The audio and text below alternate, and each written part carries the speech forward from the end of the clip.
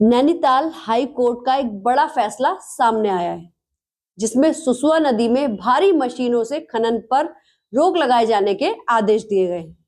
ऐसे में खनन की वजह से नदियों को होने वाले नुकसान को रोका जा सकेगा।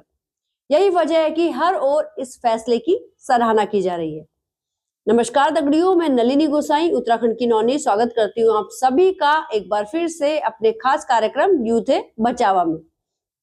दरअसल नैनीताल हाईकोर्ट ने देहरादून के डोईवाला क्षेत्र में बहने वाली सुसवा नदी और एक अन्य नदी में भारी मशीनों से खनन पर सख्त रुख अपनाते हुए इसे तुरंत रोकने के आदेश दिए हैं।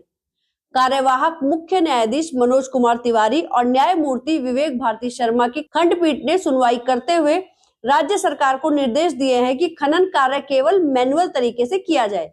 साथ ही सरकार को 4 हफ्तों के भीतर इस मामले पर अपना जवाब दाखिल करने का आदेश दिया है। आपको बता दें कि देहरादून निवासी वीरेंद्र कुमार ने जनहित याचिका दायर कर दावा किया कि भारी मशीनों के उपयोग से सुसवा और अन्य नदियों का प्राकृतिक स्वरूप नष्ट हो रहा है। याचिकाकर्ता ने तर्क दिया कि मशीनों से खनन के कारण नदी का जलस्तर काफी नीचे चला गया है, जिससे सिंचाई और जल पूर्ति में भारी कमी हो रही है। खनन से आसपास की कृषि भूमि प्रभावित हो रही है, जिससे किसानों को गंभीर नुकसान उठाना पड़ रहा है। पहले पारंपरिक तरीके से खनन में स्थानीय लोगों को रोजगार मिलता था। मशीनों के आने से यह अवसर खत्म हो गया है। याचिका में मांग की गई है कि खनन कार्य मैनुअल तरीके से किया जाए और स्थानीय लोगों को प्राथमिकता दी जाए, ताकि उन्हें रोजगार के साथ साथ पर्यावरण संरक्षण में योगदान करने का अवसर मिले।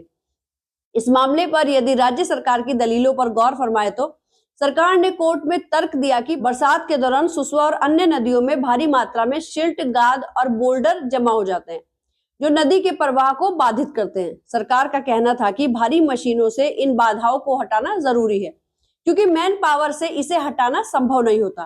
सरकार ने कहा कि नदियों की अविरल धारा बनाए रखने और बाढ़ से बचाव के लिए मशीनों का उपयोग जरूरी है। हाईकोर्ट ने दोनों पक्षों को सुनने के बाद पर्यावरण संरक्षण और स्थानीय रोजगार को प्राथमिकता दी। कोर्ट ने कहा कि नदी के पर्यावरणीय संतुलन को बनाए रखना जरूरी है। खनन मैनुअल तरीके से करने से स्थानीय लोगों को रोजगार मिलेगा। साथ ही सरकार से जवाब मांगा कि सरकार को 4 सप्ताह के भीतर यह स्पष्ट करना होगा कि मशीनों के उपयोग की आवश्यकता क्यों पड़ी। कोर्ट के इस आदेश से पर्यावरणीय और सामाजिक दृष्टि से सकारात्मक प्रभाव पड़ने की उम्मीद की जा रही है। पर्यावरण संरक्षण के पहलू पर बात करें तो मैनुअल खनन से नदियों का प्राकृतिक स्वरूप बना रहेगा और पर्यावरणीय क्षति कम होगी। साथ ही पारंपरिक खनन पद्धति स्थानीय लोगों को रोजगार के नए अवसर प्रदान करेगी। कृषि भूमि की रक्षा की यदि बात की जाए तो जल स्तर में सुधार होने से सिंचाई के लिए पानी की आपूर्ति बेहतर होगी। वहीं इस मामले में विशेषज्ञों का मानना है कि यह फैसला प्राकृतिक संसाधनों के सतत उपयोग और पर्यावरण संरक्षण के लिए एक महत्वपूर्ण कदम है।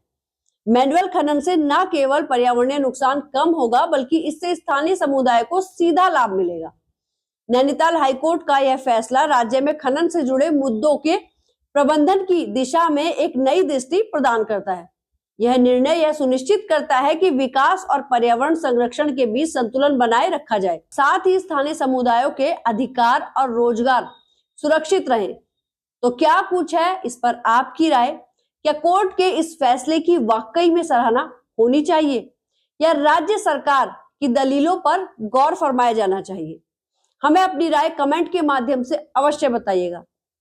बाकी जल्द मिलते हैं एक नए मुद्दे के साथ। तब तक हमारी इस पहल यूथ है बचावा में हमारा साथ दीजिए, जिसके तहत हम उत्तराखंड के जल, जंगल, जमीन को बचाने की सभी से अपील करते आ रहे हैं। धन्यवाद।